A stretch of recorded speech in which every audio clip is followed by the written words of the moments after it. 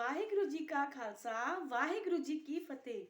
आज का हुक्मनामा तन तन श्री गुरु ग्रंथ साहिब जी महाराज जी का तखत श्री हरमंदर साहिब पटना साहिब जी से लिया गया है।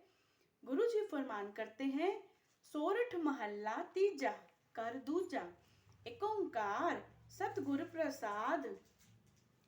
सेवक सेव करे सब तेरी, जिन सब दे साध आया। गुर किरपा ते निर्मल होआ, जिन विचों आप गवाया।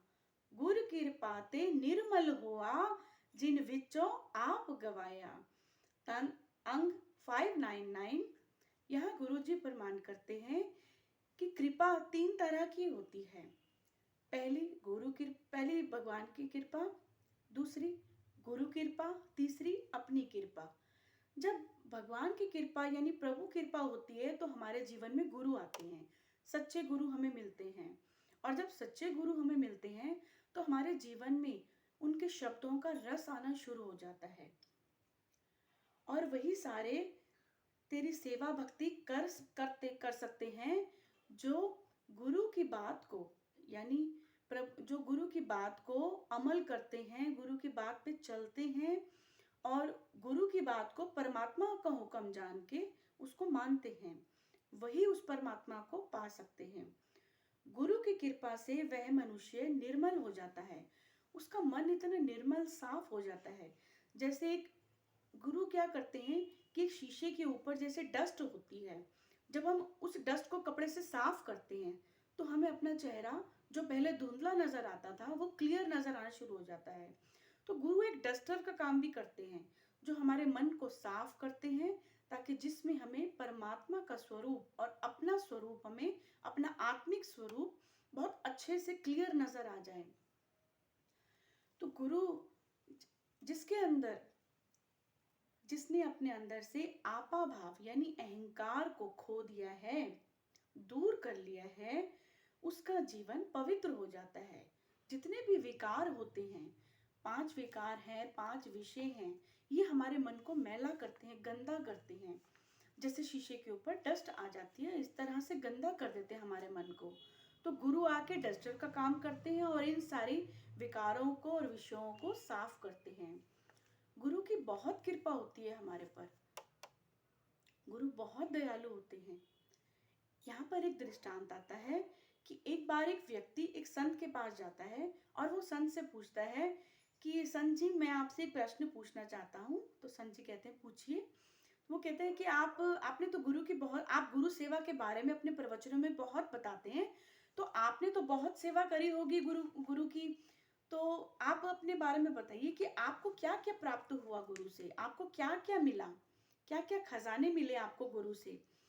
तो भाई आपने सेवा करी होगी तो कुछ अच्छा ही मिला होगा। तो यहाँ संत जी बताते हैं कि नहीं, मुझे कुछ नहीं मिला, उल्टा मेरे पास जो था वो मेरा सब गया, मेरा सब खो गया। तो व्यक्ति हैरान होता है कि ऐसे कैसे हो सकता है कि गुरु की सेवा से तो मिलता है, ये संत जी कह रहे हैं कि सब चला गया, ऐसे कैसे हो सकता है। तो यहाँ पर फिर वो बताते हैं कि मैंने क्या खोया, गुरु की सेवा करके मैंने क्या खोया। मैंने अपने काम, क्रोध, लोभ, मोह, अहंकार, ये सब 5 विकार खो दिए, 5 विषय खो दिए। शब्द, रस, गंध, स्पर्श, रूप, ये 5 विषय खो दिए। गुरु सेवा ने मुझसे मेरे दुर्विचार, मेरी नकारात्मक सोच को छीन लिया है। मेरे मन, मेरी बुद्धि, मेरी आत्मा पर पड़े अज्ञानता व माया के पर्दे को हटा दिया है। और जब मुझसे यह सब कुछ छीन गया, तब मैंने जाना कि पानो तो कुछ भी शेष नहीं रहा। अब इन मायावी आवरणों के हटते ही, ये जो मायावी विकार हैं जिसने मेरी बुद्धि को पलट रखा था, मुझे परमात्मा नजर ही नहीं आ रहे थे, तो जब से ये मेरी दृष्टि से हटे, मुझे परमात्मा स्पष्ट दिखाई देने लगे। इस खजाने को पाकर मैं कंगाल से माला माल हो गया हूँ। तो गुरु इस तरह से अपने सेवक की दृष्टि बदलते हैं, और जब गुरु दृष्टि बदलते हैं तो स्पष्ट रूप से हमें परमात्मा के दर्शन होते हैं। और गुरु कहते हैं कि हर रूप में परमात्मा है, कण कण में परमात्मा है। इसीलिए हर मनुष्य में मुझे परमात्मा ही परमात्मा नजर आने लगे। तो गुरु की जब कृपा होती है तो हमें परमात्मा मिलते ही मिलते हैं, क्योंकि गारंटी होती है गुरु की।